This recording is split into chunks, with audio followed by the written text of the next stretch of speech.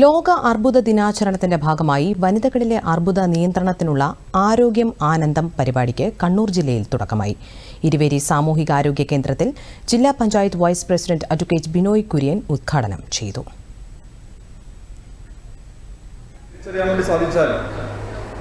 അതിന്റെ ആദ്യഘട്ടത്തിൽ തന്നെ തിരിച്ചറിയാൻ വേണ്ടി സാധിച്ചാൽ ചികിത്സിച്ച് ഭേദമാക്കാൻ വേണ്ടി സാധിക്കുമെന്നുള്ളതാണ് നമ്മുടെയൊക്കെ അനുഭവം. ആ നിലയിൽ ചികിത്സാ രീതികൾ വികസിച്ചിട്ടുണ്ട്. അപ്പം അത് പലപ്പോഴും ആളുകൾ മടിച്ച് നിൽക്കുകയാണ്. കാരണം ഒരു ഭയത്തോടു കൂടിയിട്ടാണ് ഇത്തരത്തിലുള്ള പരിശോധനാ സംവിധാനങ്ങളെ കാണുന്നത്.